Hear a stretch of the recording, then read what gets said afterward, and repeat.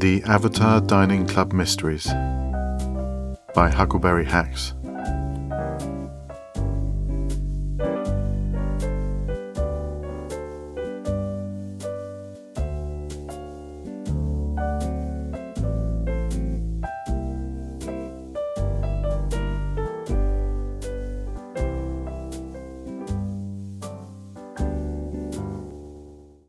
Episode 3.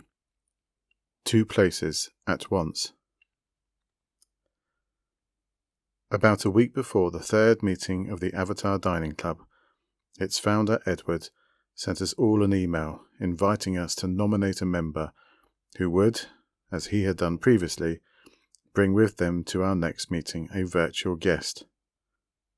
To be honest, I hadn't left the second meeting feeling in any way persuaded that this idea was one worth repeating. It had all felt, frankly, uncomfortable, and I'd rather hoped we'd go back to just the 7 of us eating together, as we had managed quite happily for the first meal. Edward, however, appeared convinced that the inclusion of a distant guest via laptop video chat, in metaverse character, as we were all required to remain by the rules of the club, was the extra special ingredient demanded by our gathering, the catalyst to our fusion.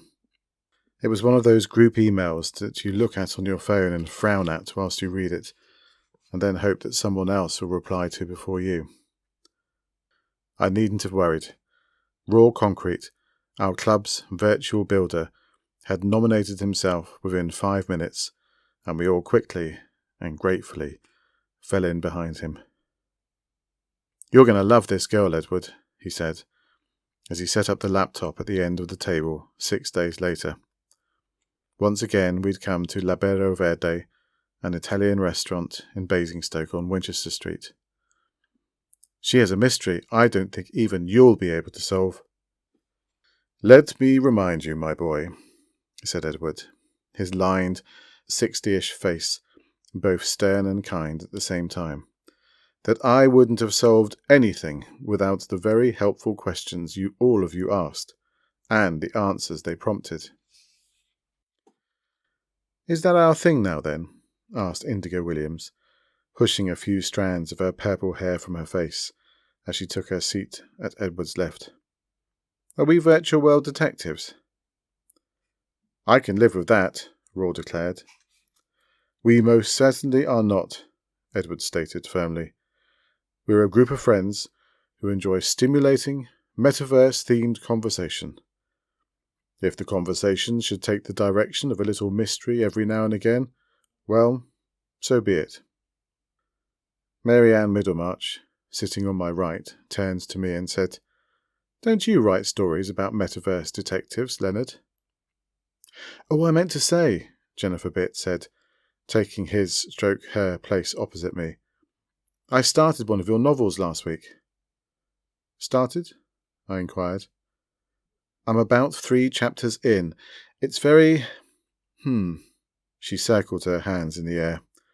"What's the word?" "Ridiculous," ventured Rainy September, the explorer/clubber to Jennifer's left. "Bit harsh," I commented.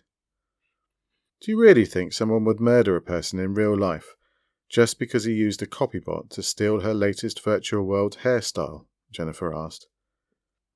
"It's the job of a fiction author to exaggerate a little every now and again," I said, defensively.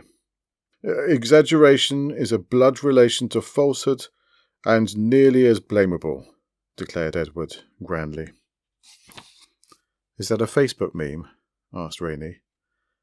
"Hosea Bilal, my dear," he replied. "I'm not trying to write works of literary genius," I said. "Just stories a few people might enjoy." "Well, I like your stories," Raw said, whilst he loaded up Skype on the laptop. "I read them on the bus to work." It was a moment of pure pleasure to imagine my book being devoured in a public place, its cover proudly open and on display, but its contents firmly concealed. In my opinion, the very best form of advertising. But then he went and ruined it all by adding, "On my Kindle." E-books are both a blessing and a curse. He found the contact he was looking for and initiated the connection. A few seconds went by, and then the call was answered by a round-faced woman in her 30s, with red, curly hair and a sprinkling of freckles, which the low resolution of her webcam had turned into a ginger smudge across the tops of her cheeks. "Hey, Peacemaker," he said to her loudly, leaning across Rainey to do so. "Raw, is that you?" she asked. "My God, you're young." "Young in years, old in tears," Raw replied. "Sure," Rainey commented. "Hey," the young man said to her, "just because I'm a builder, that doesn't mean I don't have a deep and frequently painful emotional existence." "You're assuming a prejudicial judgment on my part," she replied. "I assure you, I wasn't thinking of all builders." "And these are all your friends?" Peacemaker asked, peering at her screen. "This is the club I was telling you about," Raw said to her, as he walked back around the table to his spot on my left. "We're all about to order food. I hope you have something prepared." "To be honest, it's a little early for me to eat," she said, "but I picked up some sushi on my way back here." She held up the little plastic tray for us to see. The look on Raw's face suggested that, in his opinion, this didn't even constitute a starter. "Peacemaker, my dear," said Edward grandly, "you are most welcome amongst us. I trust that Raw told you the rules of our meetings?" "No real-life stuff," she said. "That works for me. To tell you the truth, I'm nervous enough as it is about you guys seeing me in the flesh. I never ordinarily can with virtual world buddies. It's a good thing I'm not famous." "Think of it, if you like," Edward said, "as a metaverse experience that ventures just far enough into the real world to facilitate a more natural conversational style.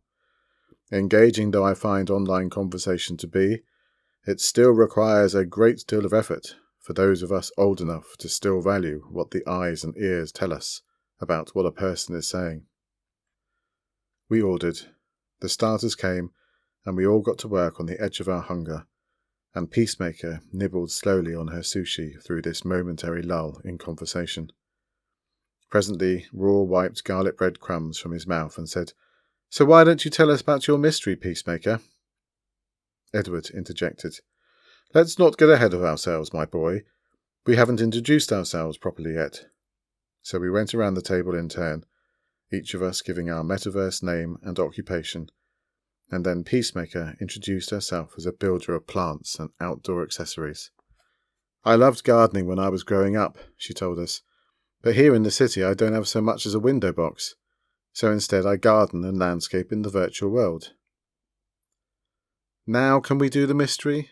Raw asked. Edward nodded his consent. "It's not really a mystery like a crime's been committed or anything," Peacemaker began. "There's this guy I know. Sort of know. Here's the thing. He can be in two places at the same time." "What do you mean, in the metaverse?" I asked. "Of course she means in the metaverse," Raw shot back at me. "Did you imagine she was talking about real life?" "Do you mean like two avatars in two different places?" Indigo questioned. "Two avatars in two different places," Peacemaker confirmed. "At the same moment?" "At the same moment," she said. Marianne said, "And this is something you saw yourself, or something someone told you about?" "I saw it with my own eyes," Peacemaker replied. "This is how it happened. I was at a poetry event, an open mic thing where people take it in turns to read out their poems. There are loads of these events around the virtual world, but it's more or less the same bunch of people who attend and organise them, so, as a general rule, they tend not to clash. The exception to that rule, however, is Wednesday night, when you have both the book bar event and the letter lovers event at the same time. Rumour has it that the two hostesses are arch rivals. As a result, people tend to go to one or the other, depending on where their allegiances lie. So anyway, I was at the book bar, and I noticed that one of my best friends, Stardom, was online, but not attending. Well, see, she always does book bar on a Wednesday night if she's online. So I messaged her to ask what she was up to. I thought maybe she was with a guy. but she answered that she just fancied doing letter lovers that week for a change. Peacemaker paused to take a sip of water, then continued. So I asked her who was there, for the gossip value. And she told me a whole bunch of names, and one of them was Bill Reckinsaw, except that Bill was standing right in front of me at the book bar event. How do you know she was telling you the truth? Asked Rainey. Well, I told Stardom it couldn't possibly be Bill she was seeing, but when she insisted, I teleported right over to take a look, and there he was. Same avatar, same clothes, same name, same everything. It was an out, said Indigo, unimpressed. He created a new account, made up his avatar to look the same, and then changed his display name so it was the same as his primary account. Easy. Just check both their user IDs. Those will be different. What's a display name? Marianne whispered to me. When you create a new account, I explained, you first of all have to choose a user ID that's unique to you. But later on, you can choose a separate name to be known by, a display name, and it doesn't matter if other people are also using that. I did check their user IDs, Peacemaker said, a little sourly. Same ID, Bill Rec 23 resident in both cases. Same birth date, same profile info. I'm telling you, they were identical. But Indigo was nonplussed. Then it was the same avatar that you saw in the first place, she stated. He must have teleported over at the same time as you. Seriously? Raw scoffed. You don't think that's just a little too coincidental? Not if you assume intent, Indigo said. Suppose you were being set up, she proposed, her finger wagging at the laptop screen and her gaze above it as she visualized pieces coming together. A practical joke, she continued. Your friend Stardom was in on it, of course. The clue is in the context. She knew exactly where you were going to be at that time, and that her not being there would get your attention. She knew you were going to message her. See, you had to be in private message for it to work, so that she knew the exact moment you teleported over. I bet she even sent you the teleport. Am I right? Well, yes, as it happens, Peacemaker began. Well, there you are. Plus, having the message box up on the screen would have reduced your view of him so that if he teleported a moment before you, it wouldn't be so obvious. She sat back, satisfied. Mystery solved, she said. Sorry, Edward, she added. Didn't mean to steal your thunder. Edward waved the matter aside, a twinkle in his eye. That's ridiculous, Raw cried. It relies on far too much that could go wrong. Even Leonard's contrived plots are more realistic. Thanks, I said. Not that I want to steal your thunder, Peacemaker cut in, but you didn't let me finish. You see, it didn't end there. She ate some more rice. The very next thing I did, of course, was to teleport back to Book Bar. And there he still was. Indigo munched on the salad that had been put in front of her a moment earlier. Then they just repeated the teleport as soon as you vanished, she proposed. Okay, said Peacemaker, so the next thing I did after that was to log on simultaneously as an out and be at both locations myself. Guess what? He was still at both venues? Marianne said incredulously. He was still at both venues. Really? Asked Indigo, looking a little crestfallen. I'm telling you, he was the exact same avatar in two places at once. Now you tell me, how is that possible? The table went silent for a moment, but not for long. My theory is he's some sort of hacker, said Raw. He's found a loophole in the system and exploited it. A hacker who loves poetry, Rainey said sarcastically. Why not? All things can happen in virtual worlds. And this is only now being discovered, I said. Seems like it's the sort of thing we'd have heard about a long time before now, if it were possible. Not if it's a new bug introduced in a recent update, said Raw. Maybe he exploited some code to make it only look like the same avatar, where it was in fact just a different account that visually looked the same but had a different name. The exploit tricked the viewer into changing the name from one to the other, and voila! An out no longer appeared to be an out. No one other than Roar appeared convinced by that, and we sat and ate for a moment, trying to find a better idea. Finally, Indigo said, "Okay, I give up. What do you make of it, Edward?" "I think you were quite right when you said that the clue was in the context, my dear," Edward replied. "Only in this case, the relevant context was that of a man who didn't want to offend his two friends by being at one of their events, but not at the other." "All very well," said Peacemaker, "but how?" "Oh, the how is very simple, though you'll need to message both avatars to see if I'm right. My guess is, though, that this wasn't the first time he attended both events this way, and it won't be the last. All you need to do is to copy his name once from each avatar's message box and paste it into Microsoft Word and change the font to Times New Roman."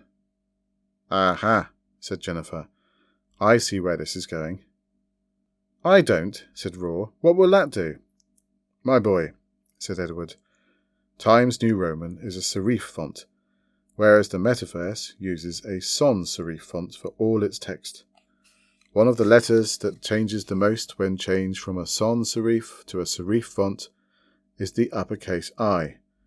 In Times New Roman it would be quite unmistakable as an I, whereas in sans serif metaverse text it could pass almost perfectly for a lowercase l." "And Bill has 2 lowercase l's in it," Peacemaker said, grinning broadly. "And Bill has 2 lowercase l's in it," Edward confirmed.